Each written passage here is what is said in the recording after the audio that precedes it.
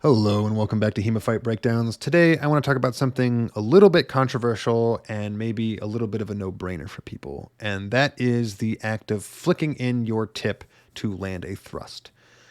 This is something that I see a lot of people doing, some intentionally, most unintentionally.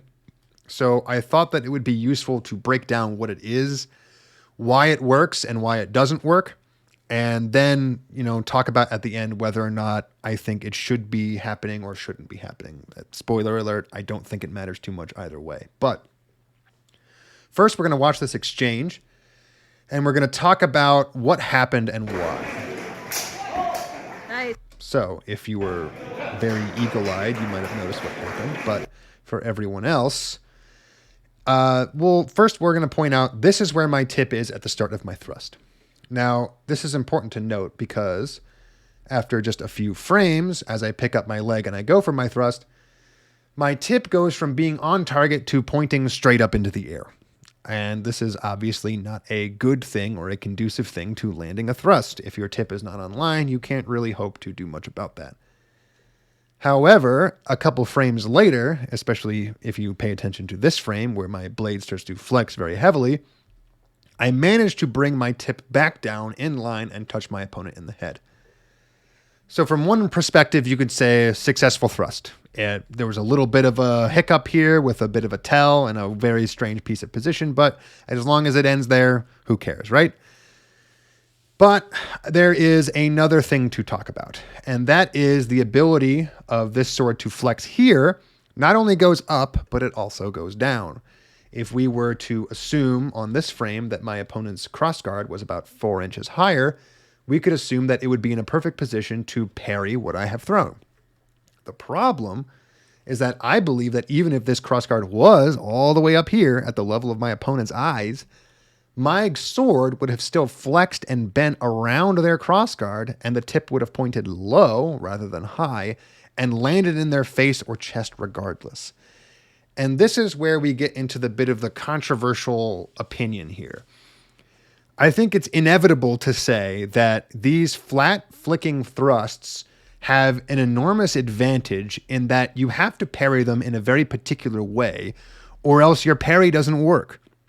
In this case, my opponent surprised me by moving forward and pointed out one of the cons of the flicking thrust, which is if your opponent manages to close the distance too quickly, you end up flat slapping them on the top of the head. If my opponent was maybe even just 2 inches closer, that's exactly what would have happened. From this frame to this frame, it would have just been the flat of my flexible sword, slapping on the top of the head, skipping off, and I would have nothing. However, the advantage you get from flicking the thrust, besides managing to sneak it in like I did here, is that if my opponent was 2-3 inches back, I would have landed that thrust. And if it had been basically appropriately parried with the crossguard up here, it also still would have landed. And I think a lot of people do this, as I say, unintentionally, because of how quickly it happens and the nature of our swords and the nature of the fact that humans are pattern recognizing machines. There are a lot of people out there who are doing this and they don't realize they're doing it, specifically because they're practicing it in sparring and they're landing those nice, cool, beautiful thrusts over their opponent's guard, but they're not really understanding why. Meanwhile, the person on the other end feels like they're doing all of their due diligence to parry that thrust, and they're not getting any of that reward. They're still getting hit. So, what do you really do about this? Now, in my personal opinion, I don't believe that there's anything wrong with this technique. Real swords are flexible, though not this flexible.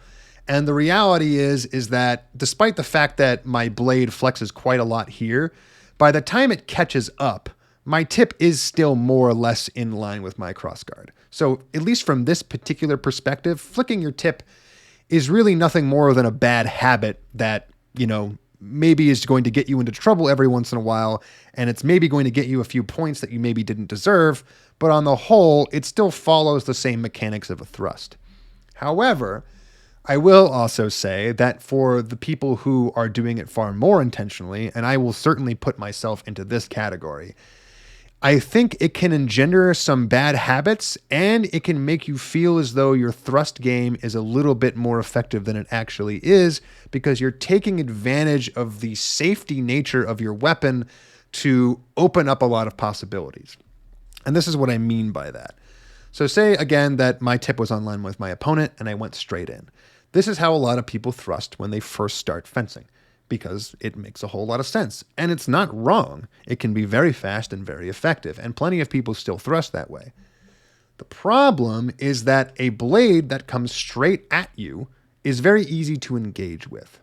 And a flicking thrust, as I'm doing here, is much harder to engage with. What I mean by engage with is, if you want to imagine that right here my opponent had decided to zorn my blade out of the way in an attempt to get my tip offline, you'll see that here there's not a lot of blade for them to hit.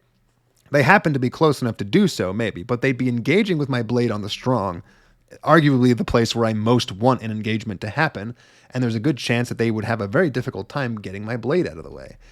Whereas opposed to here, they could hit the tip of my sword or the middle of my sword and very easily push it out of the way.